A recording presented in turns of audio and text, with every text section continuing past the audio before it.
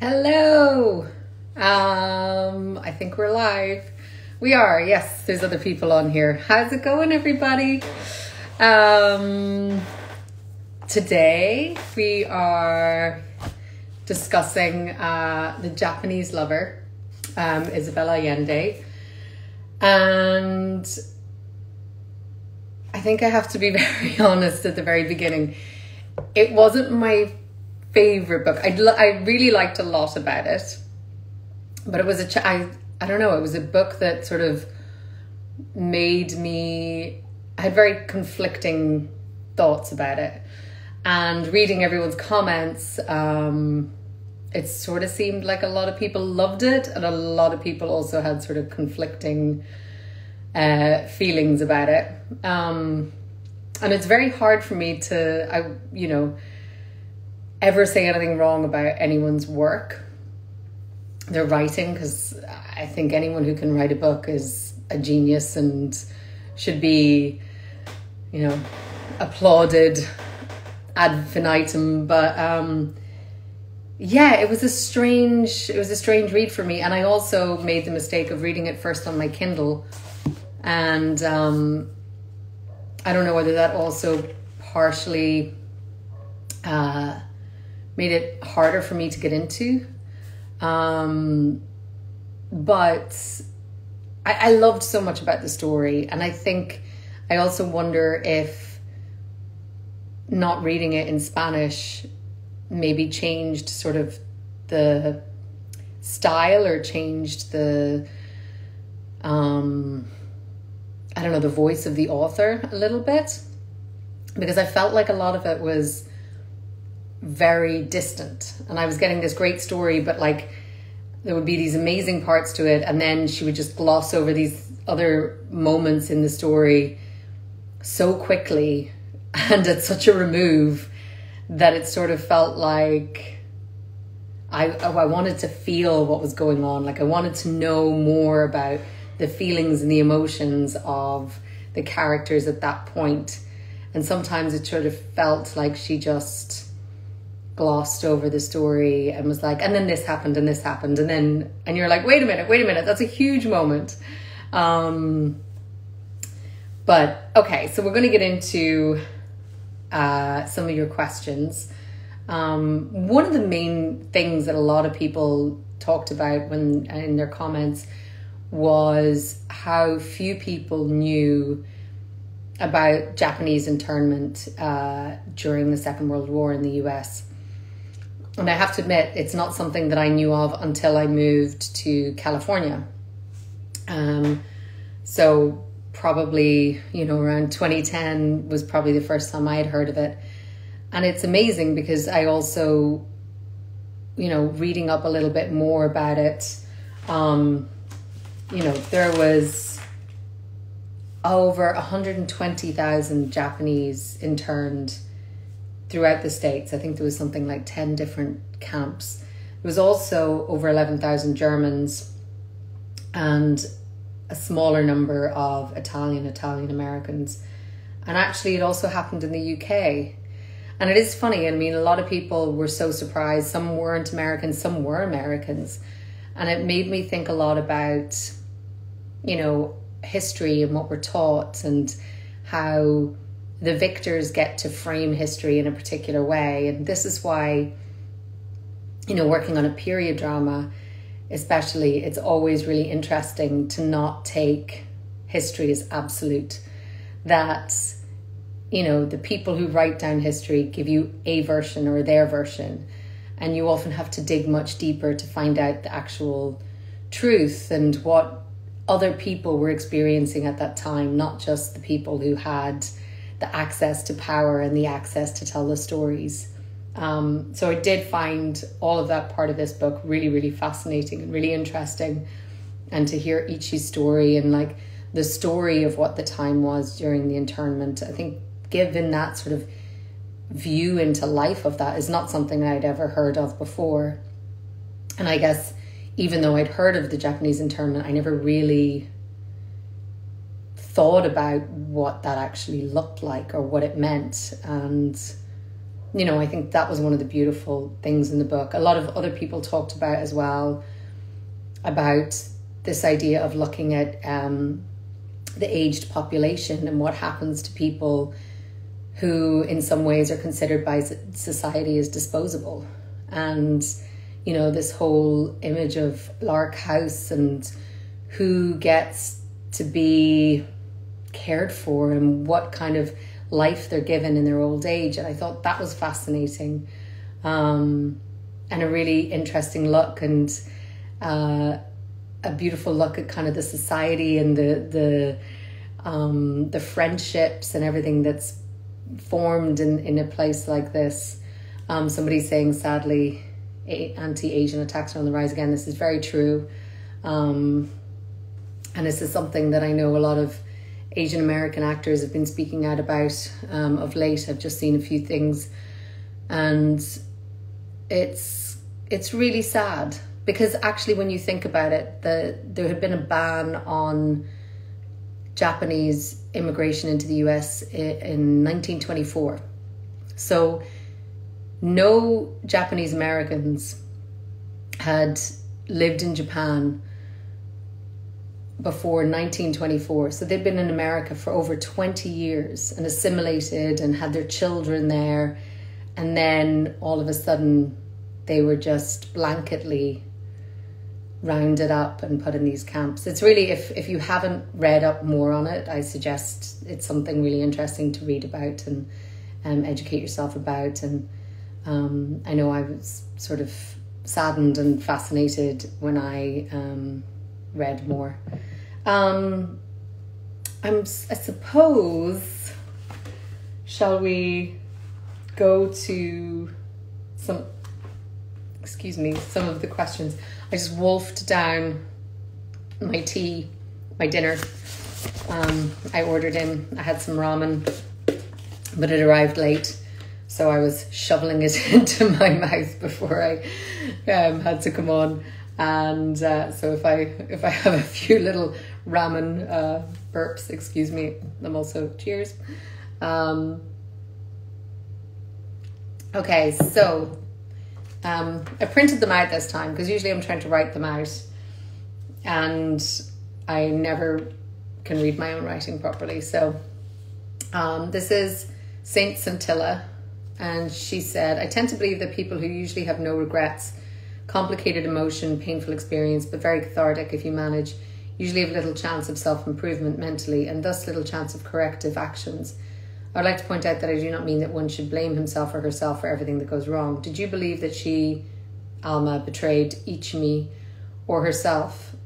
And there was a second part to this that I didn't print out and I wish I had, but she talked about how later on in the book, Alma talked about getting to sort of be more at ease with her flaws. I think that was the sort of point, and I think that's kind of what Isabel Allende was trying to say. It's that we have a certain amount of set nature, and I believe that it's not that we never have the capability of change or of growth, but that over time sometimes we become more, I suppose, at ease, or we learn to deal with our flaws, or we learn to deal with our quirks slightly better. Do I believe that Alma betrayed Ichimi or herself? Both. I thought this whole story of Alma and Ichimi was really tragic and not quite this gorgeous love story that some people saw. And I was like, why am I looking at this in such a dark way?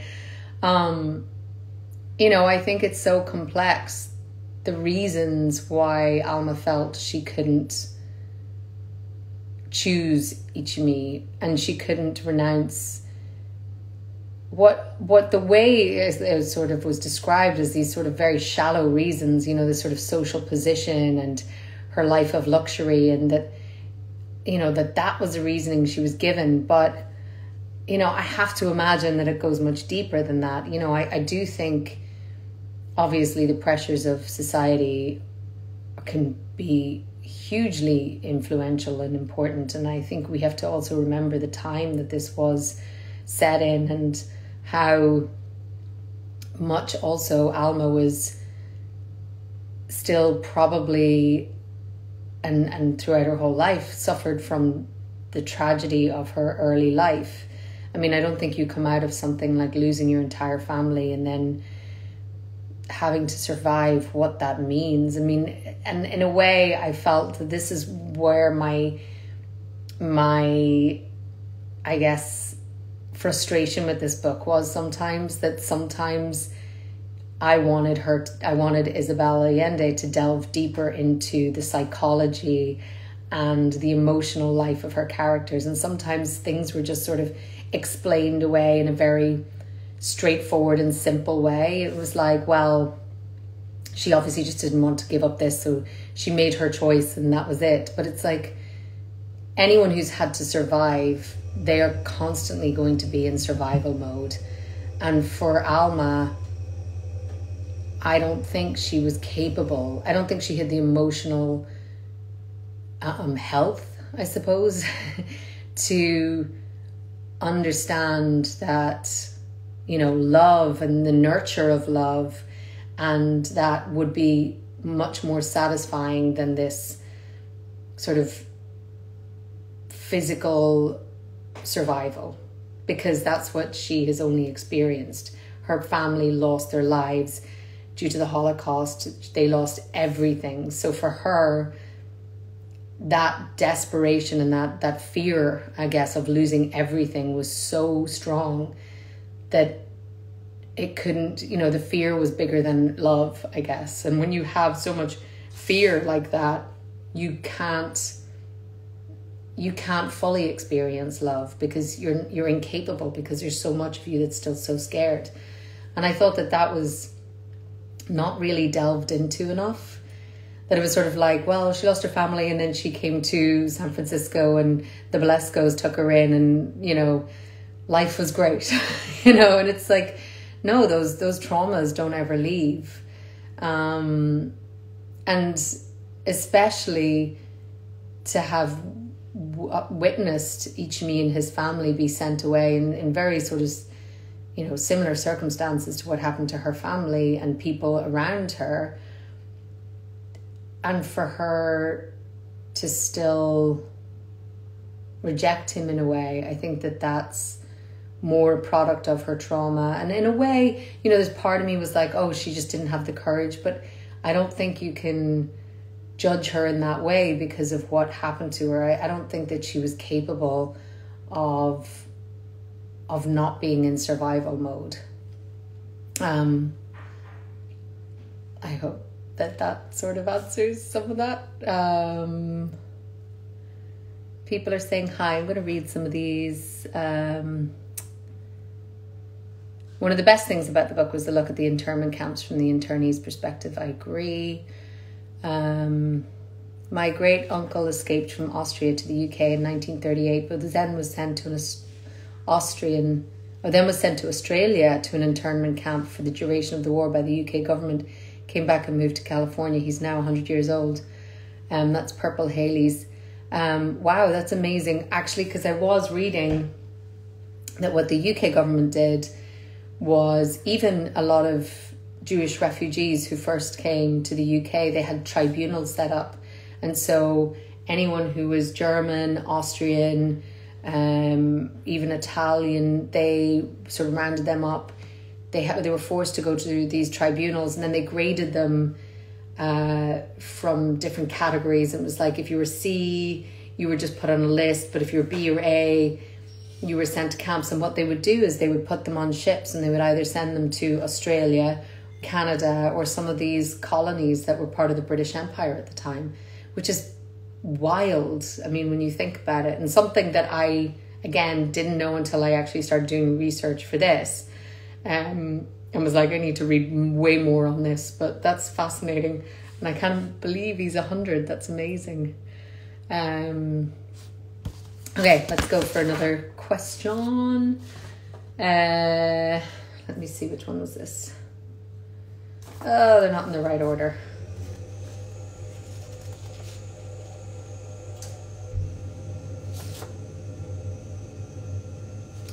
Okay, well, until I figure out what that one is. Excuse me, sorry. We'll go. This is Kaylee Marley. Really enjoyed the book. Took me a little while to get into it. Honestly, it's not one of my all-time favorites. Sometimes I missed a little depth, but that makes me even more curious about your take on this book. I immediately took to Irina. Something about her really kept the story going, and I was so upset when she told her story to Seth. I love how Isabel captures the rules and ways of living in those times and added things that we in the Netherlands do not necessarily learn in our history, like the way the Japanese people were treated after Pearl Harbor. The thing that struck me the most was that Alma and Nathaniel were not as open with each other as I expected from them being such good, close friends. It wasn't until Nathaniel's death that they were completely open about their relationship. I wonder why they could not have done this before, as life could have been so different, especially for Nathaniel, and I feel as though he could trust Alma. Why do you think they never confided in each other and were not as open, or at least as I would have expected them to be? Thanks, Kaylee. I really liked that comment because one thing I loved about the relationship between Alma and Nathaniel was how complex it was and confusing. And, you know, and I like when things are unexpected and life is confusing and people don't always act the way you think they're going to act. And sometimes we want things to be very linear and straightforward, and so it's easy for us to understand, but human beings are so complex. And that was one of the things, you know, their relationship, even though it was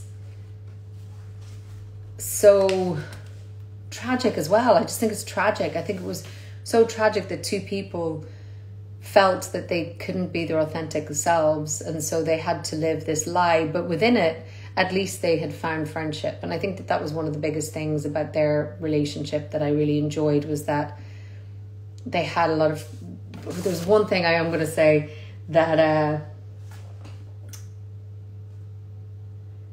was it 271? I hope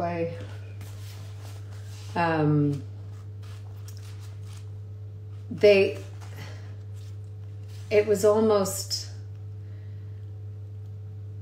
like, this is one of the things that really annoyed me. I'm sorry.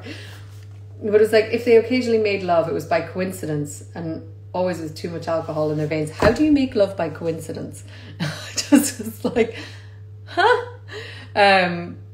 But I thought with them, you know, it's amazing that they couldn't, you know, even in their friendship, they still couldn't. Well, they'd sort of told each other to keep secrets. And I suppose Alma had told Nathaniel she hadn't, and the fact that she didn't suspect he was gay also is very questionable.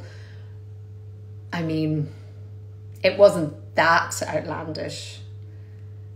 And the fact that there was no hints and there was no indication, it makes me wonder how close they really were if they spent that much time together. And the fact that she sort of said to him, you know, you should have as many dalliances as you want, I just don't want to be humiliated.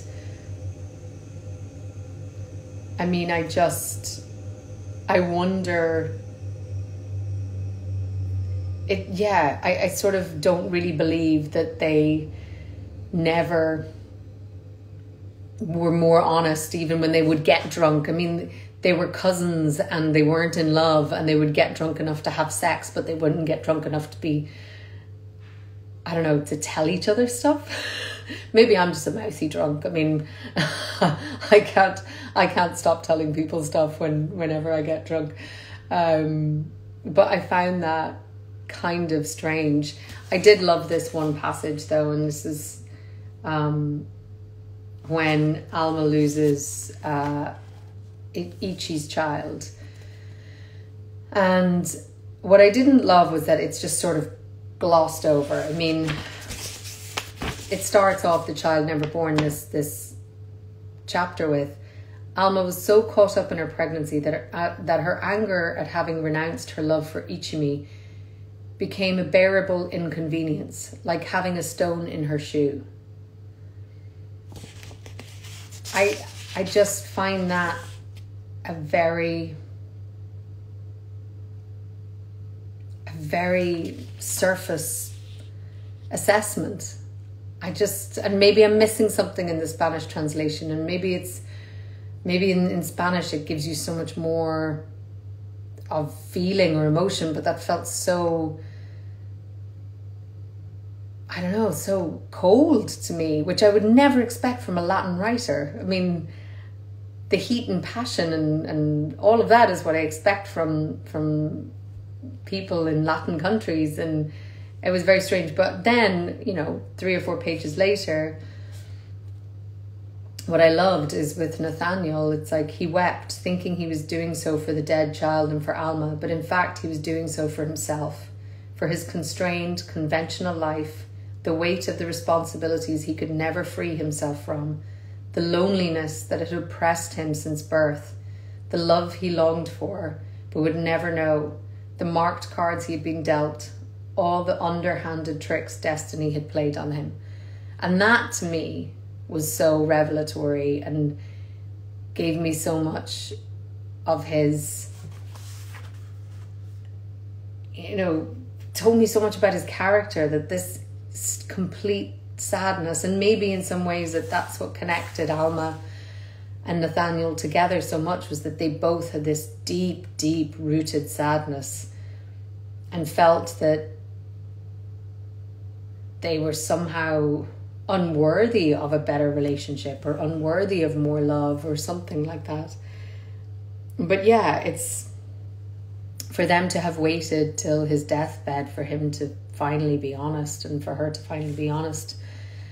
Maybe it's just the tragedy of people not feeling like that they're worthy of being seen, or that they can allow themselves to be seen. Yeah, I don't know. Anyway, we'll move on. There's a lot to get through and I'm talking a lot. So this is quite similar, but Erin Manderer, a persistent theme in this book is the inability of the characters, by circumstances or by choice or both, to live as their authentic selves. What do you think was the ultimate message the author was trying to convey about that? Well, I think that it's a very... I like that this is one of the themes. I think that this is something that, millions of people struggle with, and why so many people are unhappy in their lives is because it's really, really difficult to be authentic, and the pressures of so many different things in our lives, thwart us from doing that. Either you're not welcome in society because you're not the right race or sex, or you don't the right sexuality, all of these things, or even your family, that your family want you to do something and you feel the weight of the responsibility to them, or there are so many things why we don't be more of ourselves. I think everyone struggles with that on varying different degrees, and I know in my life in various different times there's been varying different degrees of that for me, and it only makes you unhappy. and I think that you see that fear, I think, is a big one as well, and there's so much fear in this book. Irina has so much fear and has been so much trauma,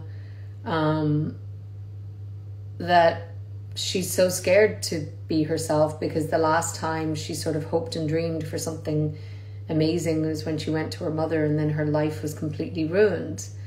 I think there are so many, there's so many people in this world who struggle with that, and maybe that's what the author was trying to explore.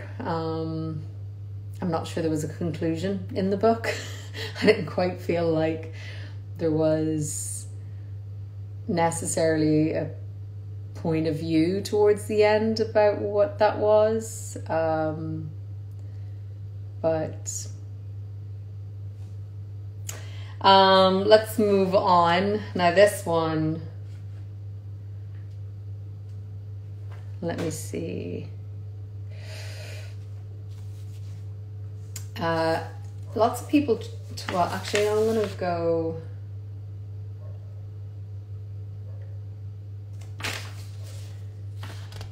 This is Erin Lambert. Although a subtle theme, can we talk about the strength of women? It weaves throughout the novel. It's something that stood out to me with the women in this story. Alma, Irina, Hideko, all persevere through hardships, but through their hardships strive to make things better for people around them. Although a story of love and friendship, this stood out to me. This is one of the things that I really liked about the book. I would put in Kathy in there as well. Also probably Megumi. I loved her character. I wanted to know more about her because she just didn't give up. She was like, I'm having that guy and I don't care about the social implications of it, or I don't care who's going to care about it. But Hideko as well, you see what a force she was for the family. But I don't know that I necessarily... Alma was an interesting character. I don't know that I'd necessarily call her... I thought she was quite a flawed character, and I don't ever know that she fully reconciled. I think she was in a lot of pain towards her life. I think somebody asked about it later. I think it's in another question, where she renounces everything and moves to Lark House almost as a penance. And I think it's because she could still never forgive herself for not giving herself the opportunity to live a happier life. But they're all survivors, and Alma ultimately is a survivor. And I need to stop. I go through phases of like judging her and then being like, but she really went through a hard time. Then I judge her, and then but I do think it saddened me that she never really got to really live like openly as she wanted to. Somebody told me to read about the American Revolution. I have read a bit about the American Revolution. That's not what we're talking about here.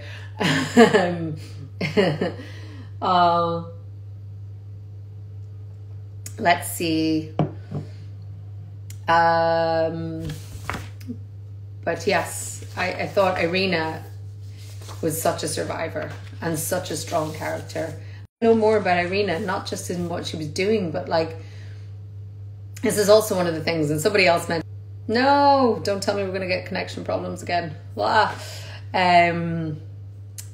Somebody else talked about this in the comments as well, and it's the relationship between Irina and Seth. And I was, I never felt, or I never got the sense of what Irina saw in Seth, other than stability. And he was sort of like, I'm going to tell you that you're going to be with me, and I wanted to marry you, and you're going to move into my apartment. And do you want to see the apartment first? Because it's a really nice apartment. And it was just like, it didn't feel like an organic, and I don't know, it didn't feel like, it just felt very weird. It felt like he had just decided that he was gonna have her and he was just gonna wear her down and stick around. Like, I wanted to hear more about their sort of friendship, and that he was a safe place, and that he, I don't know, it was a very weirdly explained relationship. I feel like the insights we were given to it, I'm just going to talk about this next, that's what I'm talking about. Where is the 2 and 3, 2 and 2.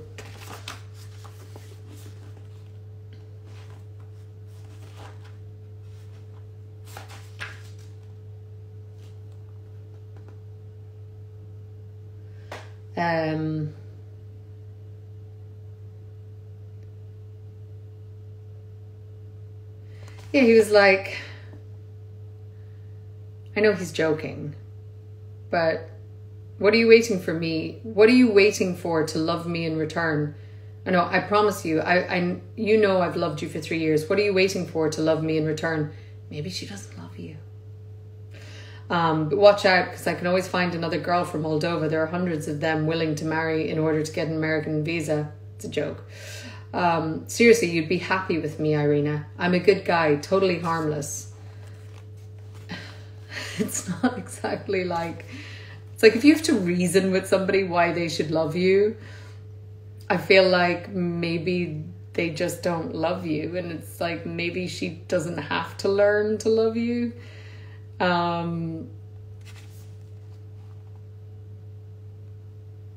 Right, yeah, and then he said, let me guess, trafficking in endangered species of exotic animals. I don't care. Come and see my apartment, then decide. Like, oh, it's a really nice apartment. Okay then, all right. Now I'll try and love you. It's just like, I just found that so strange. And then there's like, yeah, I didn't get their relationship really.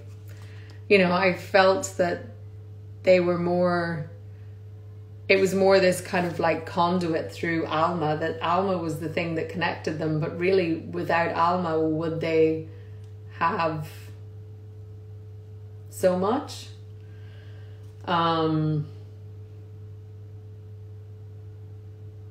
Yeah, it was strange. I've kind of gone off the subject of what I was going to say. Carla Faria. Alma lived a secret affair with Ichimi for 55 years. She did not have the courage to face her prejudice and the society to live her love fully. She admitted to herself that her most deeply rooted prejudice was social. She never overcame the obstacle of giving up the luxury life to live with Ichimi, who was Japanese after all. I'm curious that a Jewish woman who suffered so much prejudice also has racial prejudice. Or it's curious, isn't it? For all these reasons, Alma lived on appearances for 55 years. It's interesting that she shows no regret at all for the choices of the past. Nathaniel also lacked the courage to assume his homosexuality. The cousins had a double life, to look something that is not for society and to be its hidden essence. We are social roles, but is living acting all the time? What is Alma Belesco's true soul? I love the choice of this book. I love Isabel Allende. Thank you for the book club. It's Carla Ferraria. I think we have to also, with Nathaniel and hiding the fact that he was gay, we still have to look at it in the context of the time and how difficult it would have been to come out at that time, given his career, not that but given his profession, he would have lost everything, probably his family. So I think nowadays it's sort of easy to sort of go, he didn't have the courage, but you're literally giving up everything. You know, I'm not sure if for Alma it would have been the same thing. I mean, was an interracial marriage in those days as sort of socially unacceptable as homosexuality? I don't know.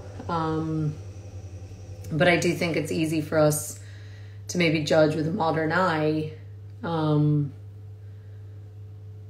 But I do think their relationship was definitely a safe haven for each other. But I think it was quite beautiful how much they cared for each other towards the end. But I still wonder why they didn't know more about each other, given that they spent all that time together. I've sort of mixed up my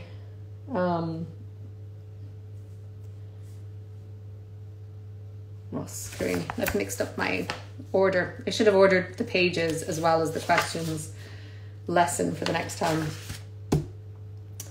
Okay, so Ross Green. Alma saw the move to Lark House, I've sort of already talked about this, as a penance for the vanity and materialism she could afford in her former life by reducing or giving away frivolous possessions and only keeping photos, diaries and letters. If you had to do the same, what would you donate, throw away and keep? Ooh. And then Kathy stated that however old one is, we need a goal in our lives, page 67. What is your current life goal and how has it changed over the years? Do you think Alma and Ichimi's relationship would have survived if they'd come out in the later years when society was more accepting of interracial couples, or was the secrecy part of the thrill? I've thought about that quite a bit, and I wonder if they were too different. I mean, Ichimi was such a humble guy, and I do think that that's why once he died, Alma went to Lark House, that she got rid of everything and she realized that she had lost a life with somebody because she valued these things more than a person. And I think it wasn't until that point in her life that she could see the folly in that. And that's why I think she wanted to live as he did and understand, and maybe even see for herself. I don't know. I think maybe see for herself if she could have been happy. Maybe it was kind of torture for herself, like a punishment, and to see like, oh, I could have done this years ago and I would have been happy, and look at you now, you've lost the love of your life and Nathaniel's gone, and you sort of, whether or not she thinks she ruined his life, I mean, I don't think she does, but maybe on some level. But yeah, it's interesting. But I wonder if they would have been able to be together, if they could have been happy. I mean, it's interesting. Those are the kind of things that I almost feel like there's two different books in this book, and that I wanted them to be separated and explored more deeply, instead of, it felt like I was getting brushstrokes of this, like Irina, and brushstrokes of sort of parts of Alma's life, and what I really wanted is to like get more in depth of both. But let's what else was, however old one is, we need a goal in life. And what would I keep? Oh God, well, this year I think has been a big lesson in, you know, how much stuff do we need, especially having spent so much time in this place, my apartment. I have a lot of stuff and I don't need a lot of stuff. And I think a lot of people have had that realization this year. And I think it's good for all of us to realize that we don't need as much as we think we do. And, you know, we're sort of in this society where we're sort of conditioned to believe that our happiness comes from things we consume, and when really it doesn't. You know, I think an access to a lovely place to walk in the country is much more valuable than, you know, some of the crap toys, you know, toys as in whatever stuff you have in your house. But yeah, I think this year has been a big eye-opener in terms of things. But what would I keep? If I had to throw away things, I mean, I would keep the people I love. I don't know. You know, obviously some clothes to just wear. No, but I think, well, it's photos is a weird thing, because I've realized that I don't really have photos anymore. We all have photos on our phone, and it drives me crazy that I don't have physical photos anymore. And I've lived in so many places that I've lost so many of my photos, and some of them are in storage and some of them are in somewhere else. And I miss those. I think one of the things I'm going to try and do is print out photos more and have actual photo albums, so you actually will go and look at them once in a while. Excuse me, that's my ramen and my beer. But also current goal in life. I think this year has changed my perspective on a lot of things. I mean, this idea that you know, in the blink of an eye, your life can change. And I've been very lucky this year that, you know, my family's all safe. No one's been sick. But the things that really, you know, stir my soul, like travel and things like that, were really taken away. And it's like, okay, well, what can you do if you don't have that stuff? And it's about finding things locally and finding places that give you as much pleasure. And, you know, like going for a walk today when the sun was finally out. Woo! And there was, you know, walk down by the river, and it's just like the flowers are starting to come out and daffodils are starting to bloom, and those things just like make you so happy. And you're like, oh, like you don't need sometimes all these grand gestures or great expensive things to go and just feel really happy. It's like you just have to appreciate what's on your doorstep, I think, a little bit. What else have we got?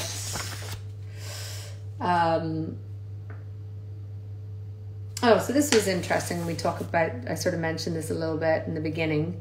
This is from Angie M, NYC. She said, when we hear the words discrimination or privilege, most people think of racism, sexism, or classism. One type of discrimination that is often overlooked is ageism. Society often tends to discriminate against the elderly because of their functional limitations or mental deficits. Their stories and past are forgotten, and they are treated rather childlike in many ways because of their increased needs. What do you think the topic of ageism, why do you think the topic of ageism is often overlooked and not discussed more openly? Have you noticed any trends of ageism among your loved ones or in local community? I mean, this is one of the things that I definitely have thought a lot about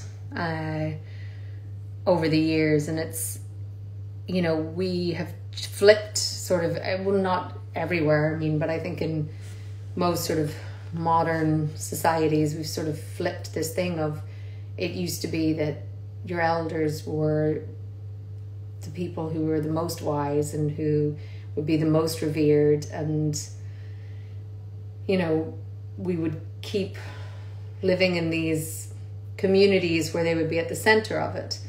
But as we've all now sort of embraced globalism and people travel more, and very rarely do we live in these sort of family communities or, you know,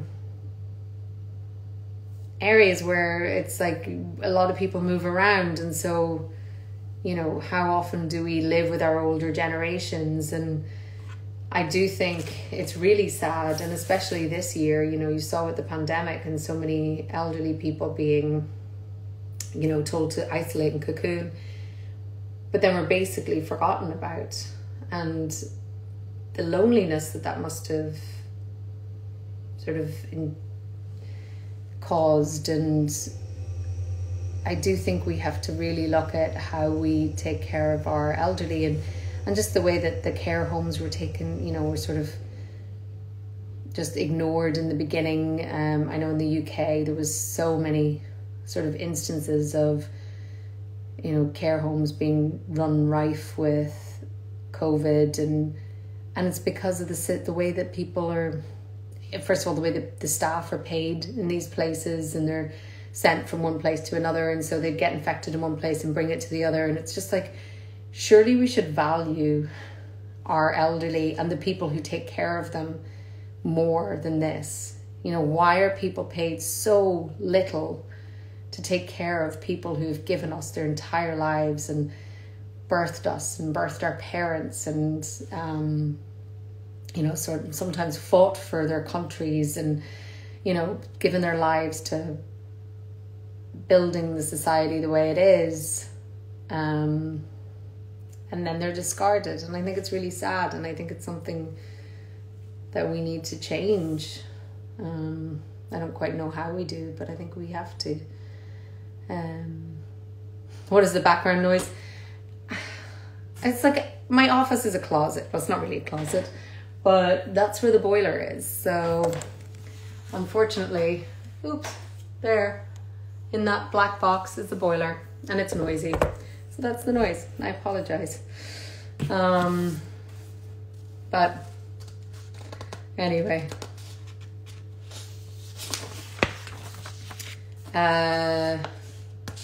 is it International Women's Day? Somebody's saying Happy International Women's Day. Sort of been off social media, as a lot of you have noticed of late. I think it got all a little too crazy with politics and people just being so angry, and I just needed to take a holiday from it for a while, until the world gets a little bit nicer. So I didn't know it was International Women's Day, but Happy International Women's Day. And this is Catherine Toos, said, thanks for the choice of the book and for taking the time to discuss it with us. My pleasure. Do you think that fear was a driving force behind many of the decisions that caused so much pain and suffering? The Americans locked up the Japanese, Alma and Ichi hiding their relationship, Irina keeping people at arm's length, Alma isolating herself from the other residents at Lark House. Also, I just adored the patience that Seth had with Irina. Do you think that a man would wait that long for a woman who's traumatized in real life? Thanks again, Catherine from Australia. Hi, Catherine from Australia. Well, I think it was a bit weird. I don't know. I mean, yes, I guess it's sweet, right, that he was so patient, but I don't know. I just had such a strange time with that. It didn't feel like an organic. But maybe that's what she needed. She needed somebody to just be like, no, you're going to do this. I'm the person you're going to be with, and you're going to be with me, and I'm just going to wait until you've decided. Do I think a man would do that in real life? I mean, there are some very good men out there, so possibly. But the question about fear, I do think so. I mean, fear is one of the things that, I mean, look at the state of the world now. So much of that is driven by fear. And people's fear of the other. It's the most crazy thing, and I don't know why there's so much fear, and I think it's because people aren't taught from a young age enough about love and compassion and empathy. And I think those three things are like the antithesis of fear. And it's this kind of, you know, people being blocked or people being scared. And when you've had to survive, I mean, I think that in the terms of Irina, she had a genuine reason to be full of fear. The people that were supposed to look after her the most completely destroyed her. And, you know, I can't imagine anyone would easily get over something like that, or would be able to quickly, you know, rebound after something like that would happen. So I understand where it all comes from with everyone. Alma and Ichi, I mean, for Ichi, I don't think he would have ever hidden the relationship if Alma hadn't asked him to. That's the other thing.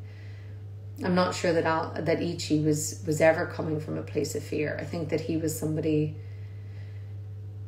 that had a lot of peace within himself. But then I also wonder about why, you know, would he be the type of person then to have an affair? That was the other thing. Rings, yes, I knew somebody was going to comment on that.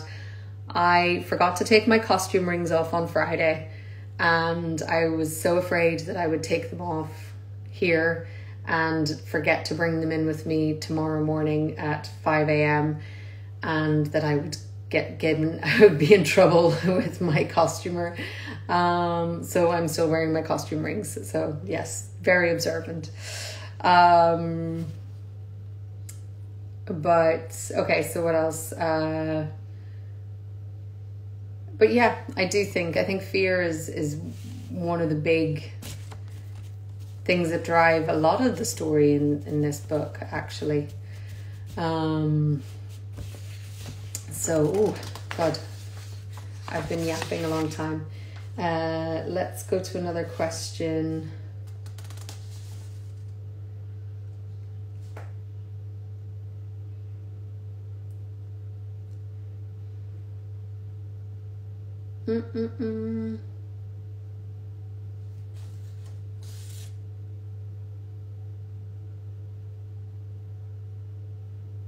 Sorry, I'm trying to realize what I was...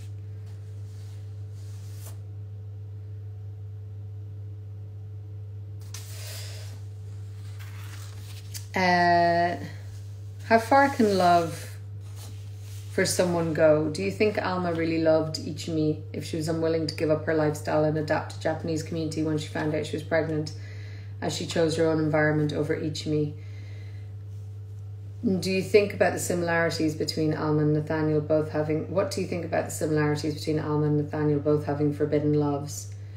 I realise I don't have as much stuff about Irina in here and Seth, and I loved Irina's story. This is 1318. Go back to her for a second. I'm so sorry. I don't know why the boiler's like going constantly. I didn't realise it was that loud as well. Apologise.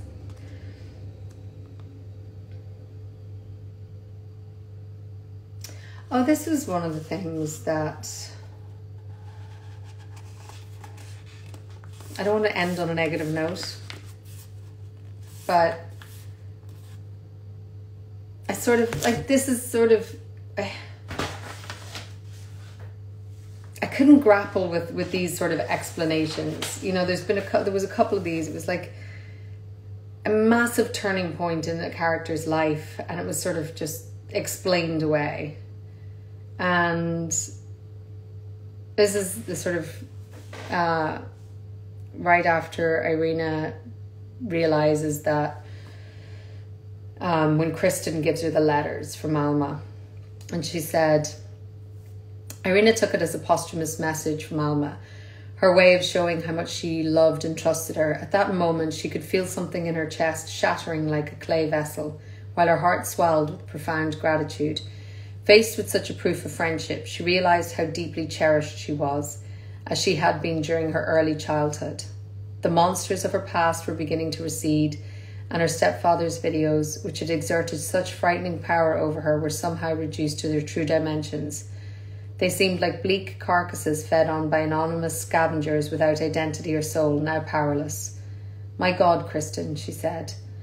Just imagine, I've lived half my life fearing something that isn't real.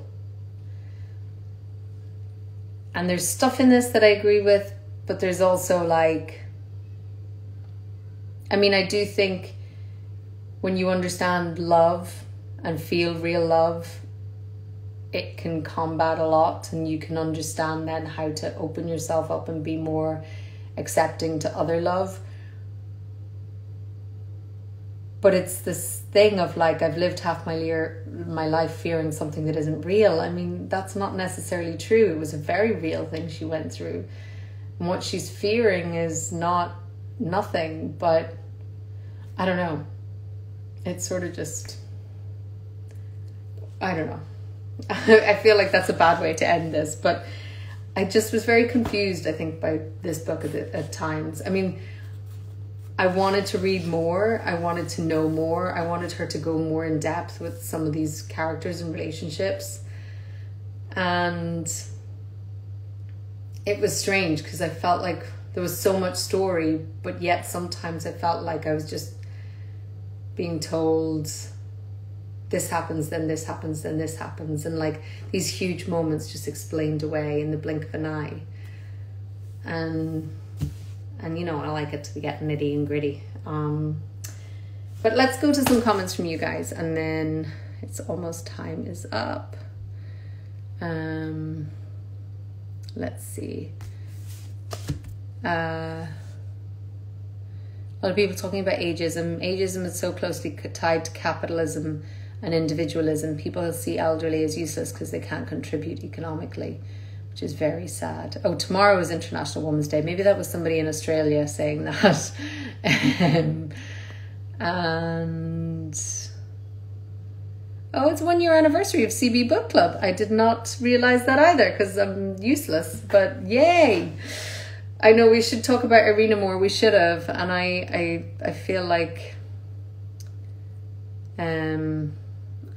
we brushed over. For some reason, there was more questions about Alma and Ichimi. Let me see. I think right, so,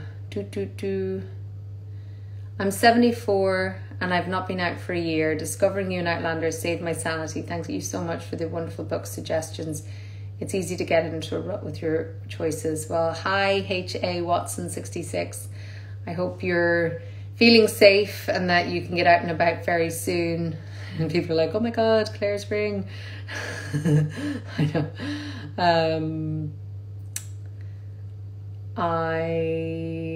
One day it would be great to talk about the two rings.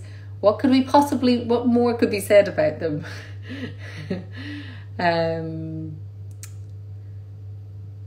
I will save this live if I don't mess it up. Somebody's saying our computer's next to my furnace, so I don't really mind your boiler noise. Thank you. Someone else saying, you say sorry so much, you must be Canadian. Us Irish people do it too. How did you feel about them having an affair? I didn't care for that part because they should have been open about it, in my opinion. Yeah, it sort of wasn't as romantic as, I don't really believe that affairs are romantic. I think they're kind of sleazy. Not sleazy, but you know what I mean? It's kind of like there's other people that would be really hurt, that you're really hurting, I think. Anyway. Someone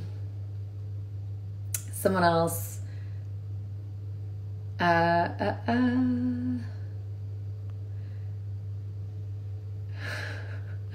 Trying to thank you for your discussion.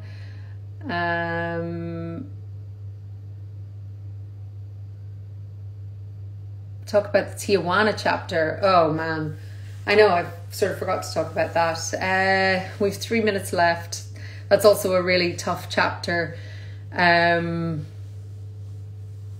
But yeah, I don't know what to say right now on it without it rushing it, and I feel like it deserves a bigger conversation than that. I too wanted to know more about Irina's story. That's KJS or KJ Schlutz 10. I'm a second generation of a Holocaust survivor, and I can tell you that there is a way to live a full life in love if you want to talk to a survivor to understand where the strength comes from. Well,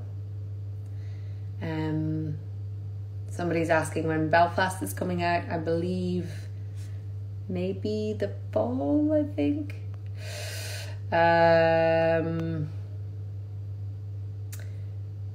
The live can be more than an hour. Well, I got to go to bed. As I said, I'm up very early in the morning and I still have some more lines to learn. So with that, thank you very much, everyone, for joining. I don't have my other book, but I've already posted the picture, Conundrum, by Jan Morris. Very excited about this book. I've already started reading it and I love it.